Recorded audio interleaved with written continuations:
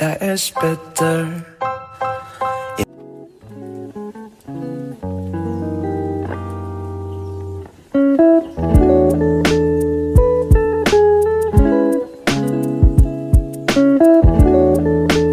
Mahasiswa dari Universitas Maritim Raja Ali Haji.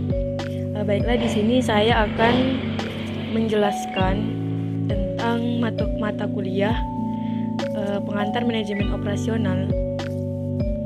Materi yang akan saya jelaskan adalah produktivitas jasa sektor komunikasi dan media.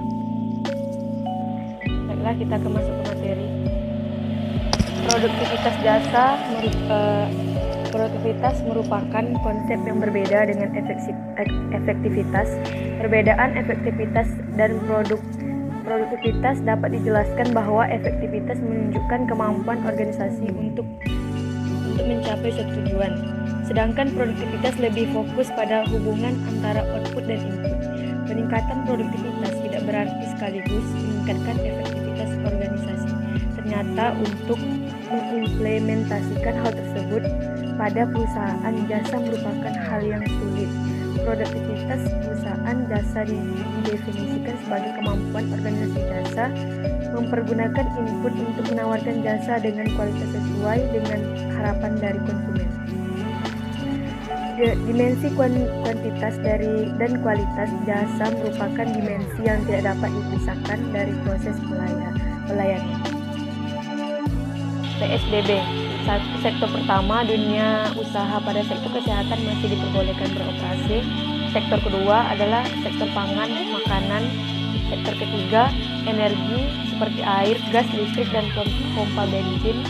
Sektor keempat, komunikasi, media cetak, dan elektronik, telekomunikasi, layanan internet, penyiaran, dan layanan kabel, IT, dan layanan yang diaktifkan dengan IT untuk layanan esensial.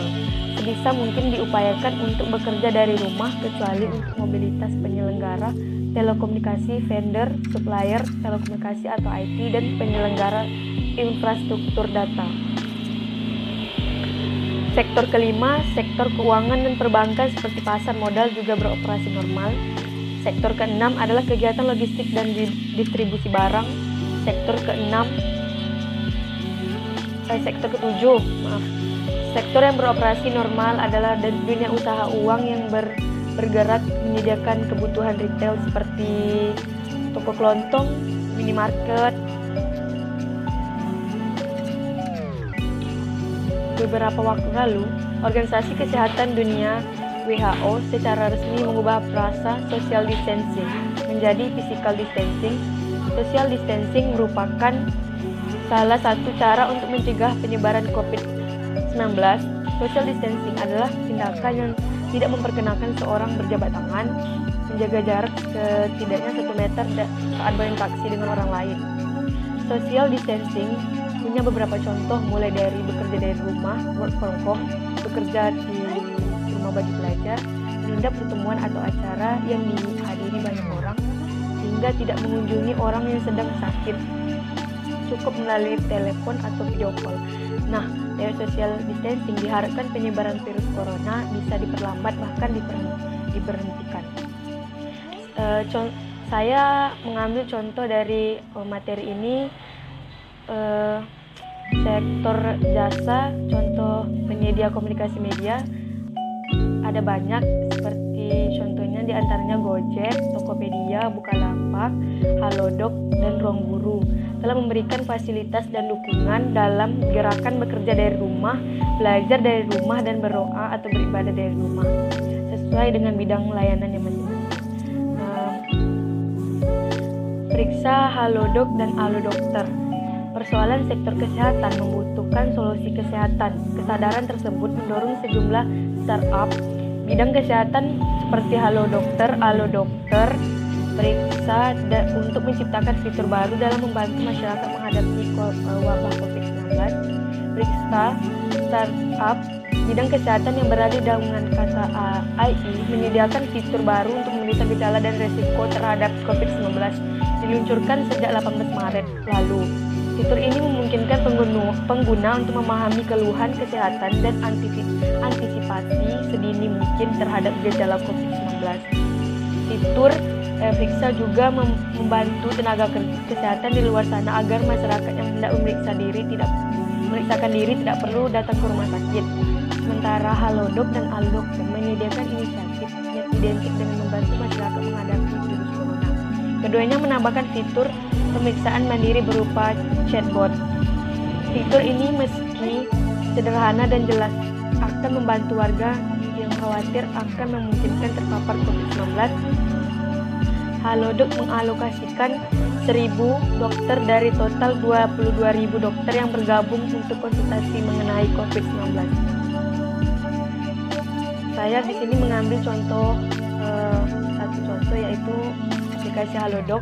Halodoc adalah sebuah aplikasi platform komunikasi yang memfasilitasi interaksi antara dokter dengan pengguna, memberikan kemudahan bagi masyarakat untuk menemui dokter mereka kapan saja.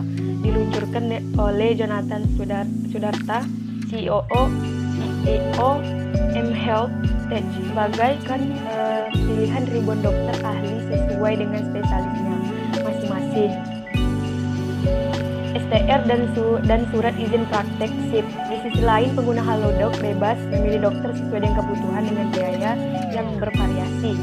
Dengan tarif yang telah diterapkan oleh para dokter, Halodoc memberikan kepada pengguna untuk bebas memilih fitur voice, video call, atau untuk dapat berkomunikasi dengan dokter.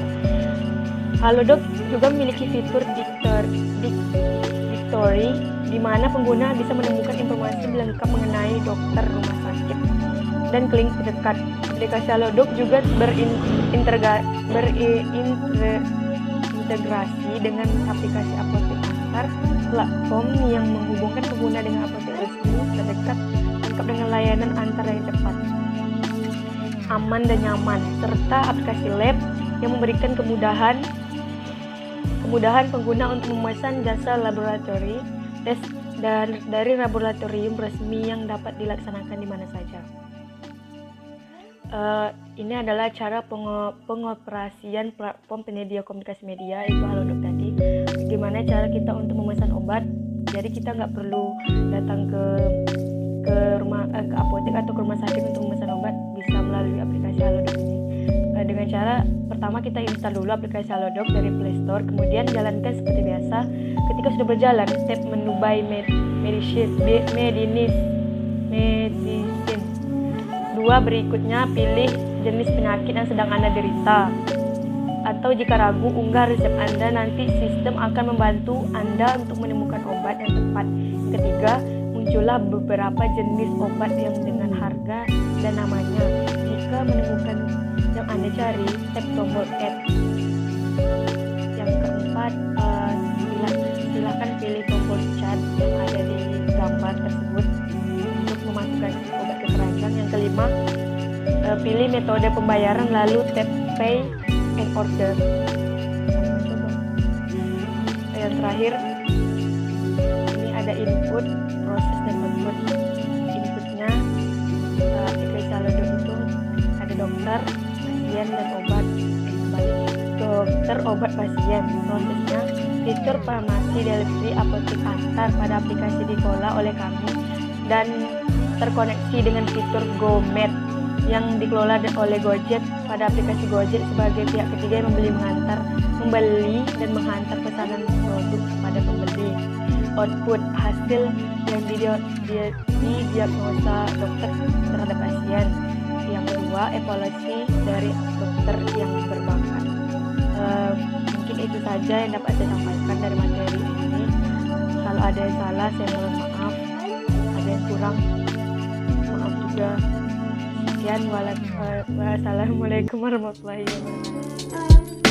I'm falling head over toes.